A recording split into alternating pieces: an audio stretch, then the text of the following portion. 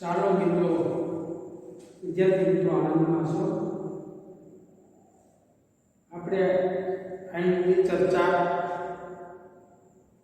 કરેલી કે અમુક પ્રકારની જે કુટેવ છે એ જીવનને ઘણી વખત કેટલું બધું નુકસાન કરે છે.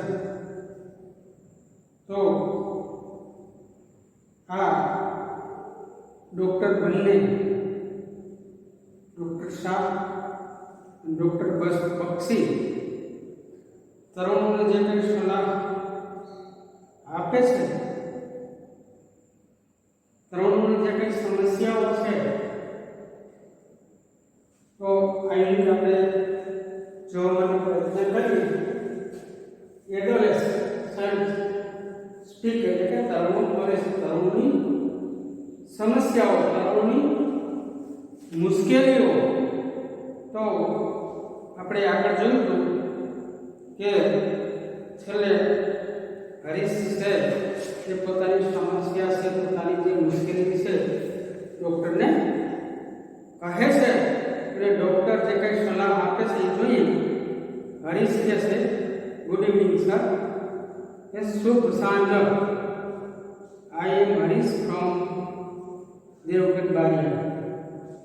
હું હરીશ છું, દેવગઢ બારિયાથી બોલું છું, અથવા દેવગઢ બારિયાથી છું. I have a habit of chewing gutka. શું છું એટલે ચાવવું, ખાવું, ગુટકા. તો મને ટેવ છે, જેની ગુટકા ખાવાની ટેવ છે. Because of this habit my teeth R સ્પોઇલ્ડ. તો આને કારણે મારા દાંત છે ખરાબ થઈ ગયા છે. કોની? કે હેબિટ છે, ટેવ. ટીથ એટલે કે દાંત, સ્પોઇલ એટલે બગડી જવું, ખરાબ થઈ જવું, સ્પોઇલ. તો મારા દાંત આને કારણે ખરાબ થઈ ગયા. આ મને ગુટકા ખાવાની. તો નાનપણમાં અમુક જે ટેવો છે ત્રણ અવસ્થાની અંદર, ત્યારે આપણને નથી સમજાતું કે તો આને કારણે આપણને ઘણી બધી નુકસાની પહોંચે છે. I want to get back this habit, please help me. આનાથી હું છુટકારો ઈચ્છું છું, તો મને મદદ કરો, help me get back of this habit. એટલે હું ઈચ્છું છું કે આનાથી છુટકારો મેળવું, આ ટેવ મારા જીવનમાં જાય. તો આપણે જેવી ટેવો પાડવી પડે છે. તો આની અંદર હરીશ નામનો જે છે એ ડૉક્ટરને કહે છે કે હું દેવગઢ બારિયાથી બોલું છું, મને ગુટકા ખાવાની ટેવ છે. આને કારણે મારા દાંત છે, દાંત કેવા થઈ ગયા, ખરાબ થઈ ગયેલા છે. તો મને તમે મદદ કરો. ડૉક્ટર શાહ કે in which class do you study Harish? Doctor Shah પૂછે છે, તું કયા ધોરણમાં અભ્યાસ કરે છે? ઇન વિચ ક્લાસ કે કયા ધોરણમાં તું અભ્યાસ કરે છે? તો એમ કહે છે કે હું, તો એનો જવાબ આપે છે હરીશ કહે છે, sir I am class 9 student. હું 9મા ધોરણનો વિદ્યાર્થી છું. સ્ટુડન્ટ એટલે કે વિદ્યાર્થી, સ્ટડી એટલે કે અભ્યાસ. તો એટલે કે કયા ધોરણમાં?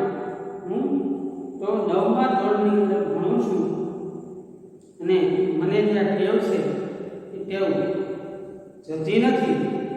તો એના માટે તમે મને મદદ કરો.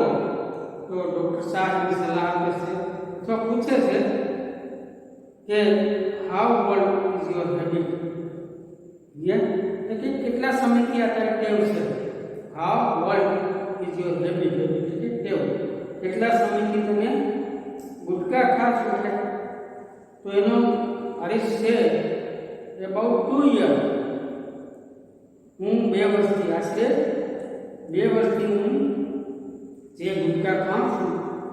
તો ડૉક્ટર શાહ એને પૂછે છે કે હાઉ શું એ ગુટકા તો કેટલી વખત દિવસમાં ખાય, અથવા દિવસની અંદર કેટલી વખત તું ખા? तो हरीश के 5-6 टाइम्स डे 5 થી 6 વખત તો એ જે નાનપણની જે કુટેવો છે એ આપણને ઘણી વખત એટલું બધું નુકસાન શરીરને પહોંચાડે છે, આરોગ્યને પહોંચાડે છે. તો ડૉક્ટર કહે છે કે મિસ્ટર બક્ષી શું કહે છે, ધેટ્સ ટેરિબલ, ખરાબ કહેવાય. ટેરિબલ એટલે ખરાબ, ભયંકર કહેવાય. Now tell me what are you hobby, what are your hobby. Hobby એટલે શોખ. તારો કયો કયો શોખ છે, શું શું શોખ છે એ મને આ તો બહુ ટેલ મી એટલે મને કહે. આ તો અતિશય ભયંકર કહેવાય કે જે દિવસની અંદર એટલી વખત ખાવું. હરીશ કહેશે હવે મને આ પ્રકારનો શોખ છે, જવાબ આપશે રીડિંગ કે ન્યૂઝપેપર, વર્તમાનપત્ર વાંચવાનું, આ ઉપરાંત મેગેઝિન્સ, સામયિકો, એન્ડ પ્લેઇંગ ઓન ધ તબલા. મને વર્તમાનપત્ર, સામયિકો અને તબલા વગાડવાનો શોખ છે. ન્યૂઝપેપર એટલે કે વર્તમાનપત્ર, મેગેઝિન એટલે કે સામયિક, પ્લેઇંગ ઓન ધ તબલા એટલે તબલા વગાડવા. તો કહે છે કે મિસ્ટર બક્ષી નો કહે છે ધેટ્સ ગુડ, તે સારું છે. Now whenever you feel like swing gutka, ત્યારે જ્યારે તને ફીલ એટલે કે લાગણી થાય, મન થાય, ઈચ્છા થાય, ત્યારે તારે શું કરવાનું? Read A interesting news.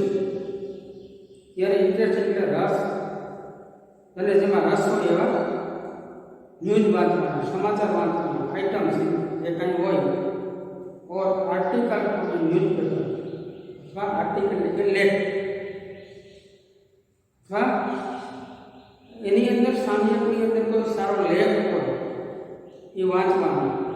Or play on the તબલા અથવા તબલા ત્યારે વગાડવાનું. જ્યારે તને ગુટકા ખાવાનું મન થાય ત્યારે શું કરવાનું? એવા વર્તમાનપત્રની અંદર એવા સમાચાર અથવા કોઈ લેખ અથવા તબલા ઉપરાંત છે be with your friend, talk to them. તારા ટોક એટલે વાત કરવી, ફ્રેન્ડ છે મિત્રો, તારા મિત્રો સાથે વાત કરવાની. જ્યારે આ પ્રકારની પરિસ્થિતિ ઊભી થાય ત્યારે શું કરવાનું? તારે જે છે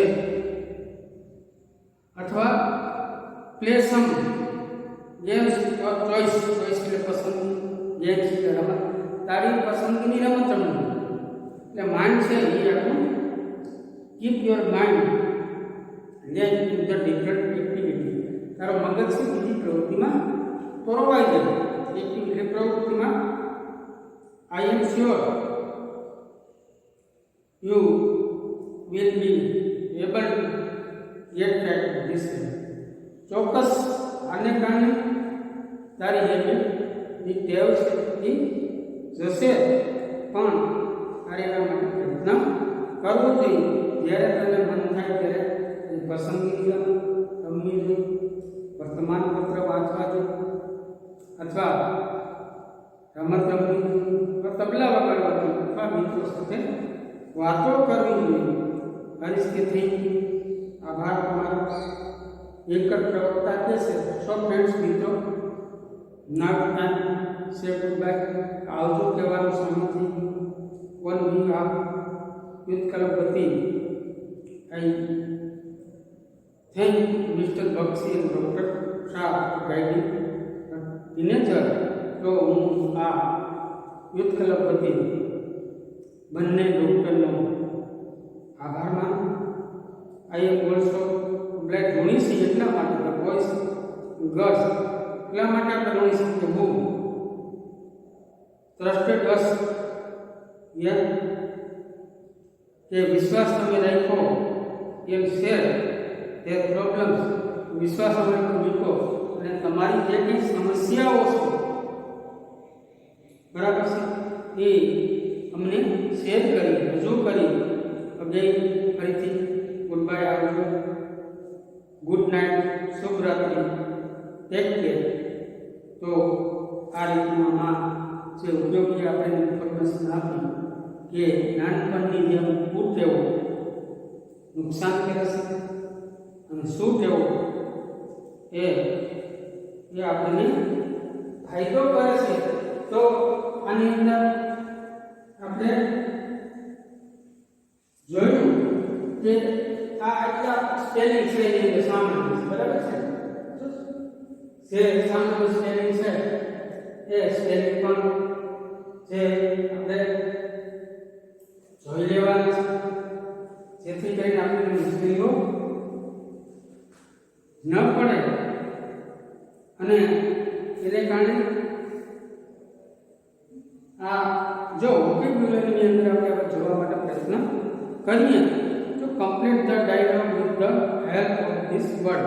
તો તમે તમારી ટેક્સ્ટ બુક ખોલશો એટલે વી પણ એવું કરીને આવશે, એની અંદર શબ્દો આપ્યા છે, એના દ્વારા જે આપણે ડાયલોગ છે સંવાદ પૂરો કરવાનો છે. નિરાલી ને રાજ નો જે સંવાદ છે એની અંદર આપણે જોવા માટે પ્રયત્ન કરીએ તો આની અંદર શબ્દ એવા છે consulted, advice, suffering, meditation, self confidence, interest અને ચીયર અપ. આ શબ્દો એના આધારે આ નિરાલીને સમાજ આપણે જોવા માટે પ્રયત્ન.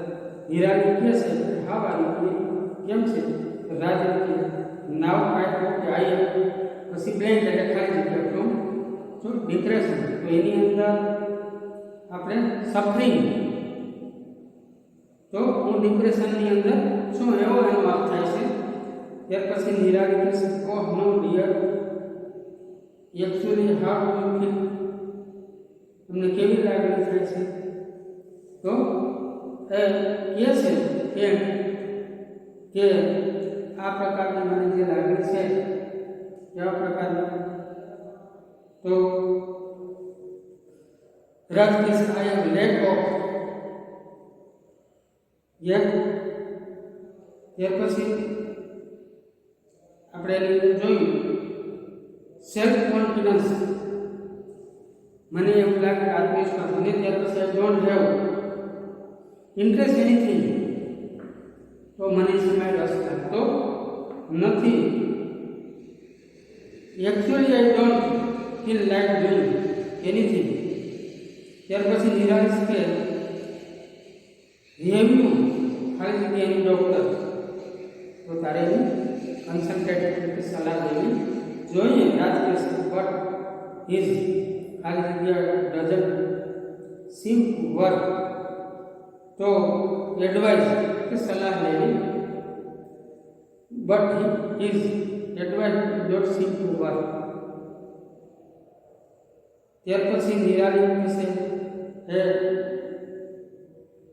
શું કહે છે, do something exercise also start. શું કરવાનું, ઓકે શું કરવાનું એને મેડિટેશન. શું કરવાનું, મેડિટેશન, યોગ.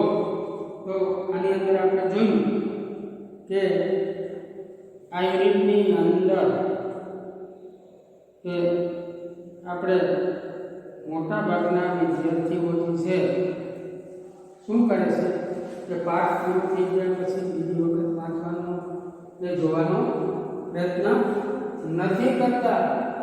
આને કારણે જે છે એને શું થાય છે, વિદ્યાર્થીઓને મુશ્કેલી એ થાય છે કે જ્યારે આપણે આની અંદર જુદા જુદા પ્રકારના પ્રશ્નો પણ ઘણી વખત પરીક્ષાની અંદર પૂછે છે. તો આપણે એ પ્રશ્ન છે એ પ્રશ્ન જો બરાબર નથી આપી શકતા એની પાછળનો આપણે પહેલો પ્રશ્ન છે કે why with the video conference arrange, શા માટે વિડીયો કોન્ફરન્સમાં આયોજન કરવામાં આવ્યું. એટલા માટે જે યુવાનોની કઈ સમસ્યાઓ છે શા માટે કરવામાં આવ્યું છે, એટલા માટે તેની સમસ્યામાં બીજો હું એરે ધ વેબ કોન્ફરન્સ કોણે કહ્યું કે હિત કલર દ્વારા આયોજન કર્યું. What was the subject of the conference? આનો વિષય શું હતો? તો આપણે બધા જાણીએ કે એના કયો શું એના વિશેનો એનો વિષય હતો. તો આ પ્રશ્નને આપણે જોઈએ તો આપણને ખ્યાલ છે what did Dilshad want to know. What did Dilshad want to know, એ શું જાણવા માંગતું દિલશાદ કે આ કઈ રીતે આનો જે મારા જે ખીલ છે મોટા મોટા કઈ રીતે જઈ શકે. તો આ વિડીયો જે સ્પેલિંગ પણ બરાબર જોઈ લેજો કે જેથી કરીને એ હોબી કે શોખ આપી કે જે છે જેથી કરીને આપણને મુશ્કેલી ન પડે ત્યાં સુધી રાખીએ.